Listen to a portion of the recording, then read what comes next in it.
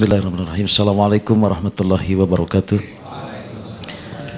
Begini Ustadz, dalam kehidupan bermasyarakat ataupun dan juga dalam rangka kita menjalankan syariat Islam,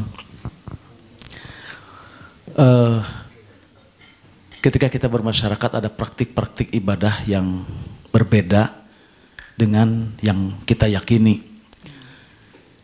Ketika kita bertukar pikiran Ustadz, seperti tadi kata Ustadz, ada dua pendapat. Kata yang satu, kamu tidak istiqomah menjalankan syariat Islam itu. Tetapi ada yang satu lagi mengatakan, ini harus masuk ke dalam fikih lingkungan. Kita harus mengikuti, kalau kita bermasyarakat, harus mengikuti fikih lingkungan, artinya biasakanlah ikut dengan kebiasaan yang ada di masyarakat. Satu contoh Pak Ustadz, mohon maaf langsung kepada praktiknya.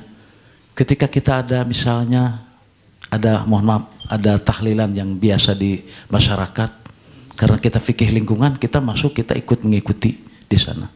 Contoh yang lain, misalnya kita tidak berkunut, tetapi ketika kita masjid karena ingin di masjid ada kunut, nah misalnya seperti itu. Kalau jadi makmum barangkali cukup mengaminkan atau tidak mengangkat, tapi kalau kita misalnya menjadi imam, ada satu dilematis, apakah kita harus kunut atau tidak. Nah, bagaimana menyikapi itu?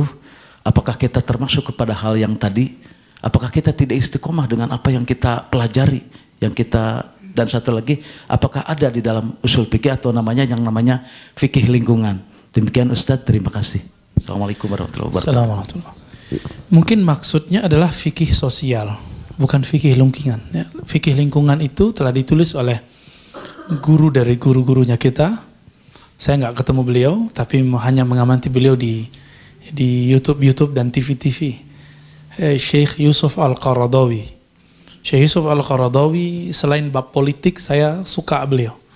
Bab politik kita punya perbedaan gitu. Dan bahkan Syekh Wahbah Zuhaili yang ditulis itu, yang terjemahannya sudah ada, yang disebut salah satu gurunya Ustadz Wah, ya, Ustadz Adi, itu mengatakan kalau ada mujtahid, imam mujtahid hari ini, maka Yusuf Al-Qaradawi dah. Sebelum terjadi konflik politik di Timur Tengah yang parah ini, ya. Beliau nulis buku Fiqhul Bi'ah, fikih ekologi lingkungan. Itu beda dengan fikih sosial. Mungkin maksud Bapak adalah fikih sosial, al-fiqh al-ijtimai. Kalau dalam usul fikih disebut dengan uruf. Uruf itu sesuatu yang telah diketahui dilakukan berulang-ulang kali, atau disebut dengan adat. Adat itu bahasa Arab dari ada ya'udu, adatan, yang berulang, berulang.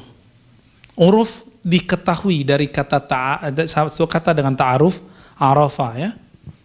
Arafa. Berarti diketahui bahwa itu baik, itu disebut dengan uruf. Maka yang mungkin pas disebut fiqhul urf, fikih uruf atau fikih sosial. Gimana tanggapan kita? Kalau kita ketemu yang berbeda di tempat dia, maka yang dikemukakan di situ bukan siapa kita, tapi adalah akhlak dia. Suatu kali Imam Syafi'i berziarah ke kuburan Imam Abu Hanifah. Karena waktu Imam Abu Hanifah wafat 150, Imam Syafi'i baru lahir. Karena nggak ketemu, beliau cuma ketemu dengan muridnya Abu Yusuf Muhammad bin Hasan Syaibani. Maka beliau ziarah, lalu sholat di masjid dekat situ. Ketika sholat subuh, muridnya nanya, "Wahai Tuan Guru, kenapa engkau tidak berkunut? Kunut subuh." Jawaban Imam Syafi'i apa? "Aku menghormati yang dikubur di situ. Udah meninggal Pak, masih dihormati." Sekarang kita cuma karena beda masalah yasinan, kita udah nggak hormat loh ke orang. Menurut Imam Syafi'i, hadis kunut yang sahih itu subuh. Menurut Abu Hanifah yang sahih itu witir. Salat witir pakai kunut itu yang sahih menurut Imam Abu Hanifah. Itu pun sebelum ruku. Dua orang ini sepakat untuk tidak sepakat, tapi tidak pernah menghujat dan tidak pernah mengatakan yang dikubur tuh syubhat. Nggak ada. Bid'ah itu kan sesuatu yang tidak ada dalilnya. Bukan sesuatu yang dalilnya lemah. Oleh salah seorang ustadz mengatakan tidak boleh ikut kunut. Kenapa? Itu bid'ah, hadis dhaif. Nah, itu logikanya nggak nyambung. Logika hukumnya keputus di tengah jalan.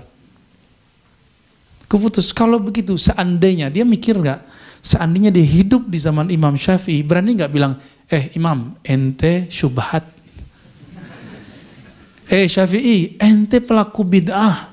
Hadis dhaif kok.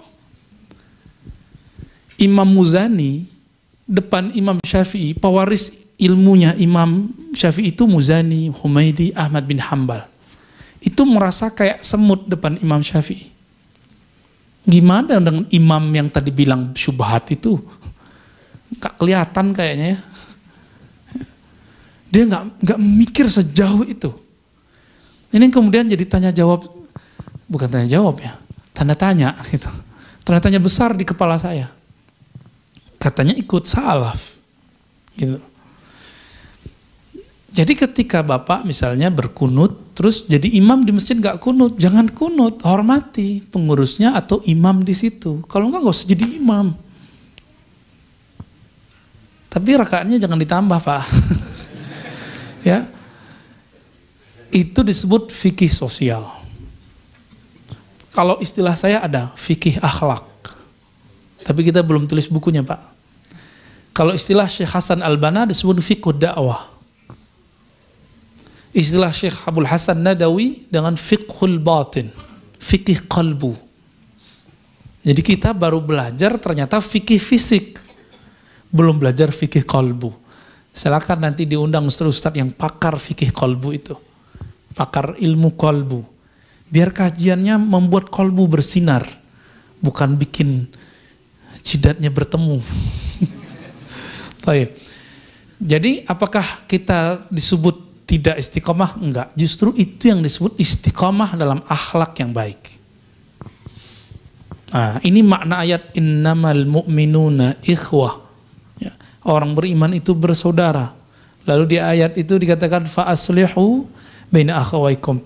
Jadi kalau ingin melebur perbedaan menjadi suatu nikmat, wiridkan baca surat ini dan kaji tafsirnya. Surat Al-Hujurat.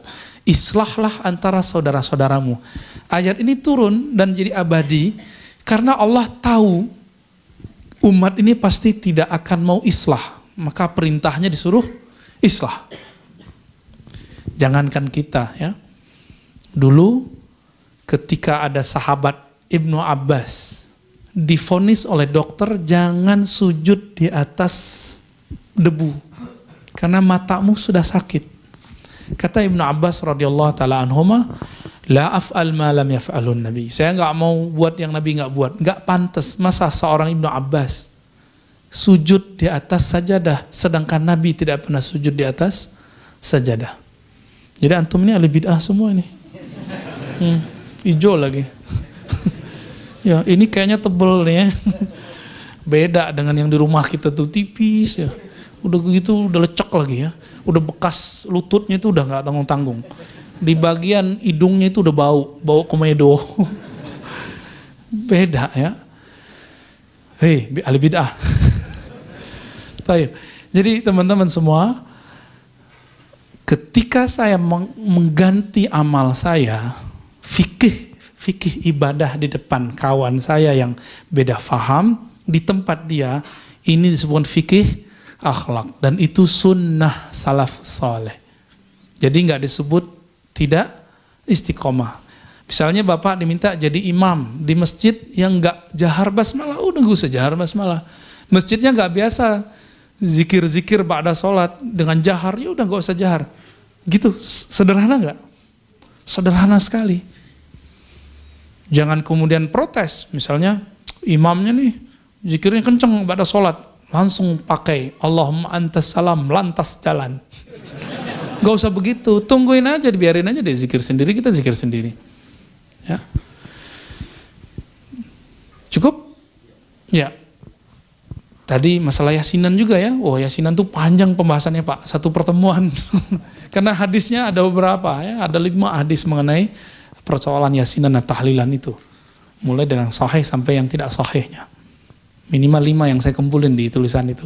Mohon doanya, nanti insya Allah Maret ini saya mau selesaikan nulis buku sunnah-sunnah yang dianggap bid'ah. Sunnah-sunnah yang dianggap bid'ah. Insya Allah. Mohon doanya, amin. Baik, nanti saya kirim ke sini ya. Insya Allah.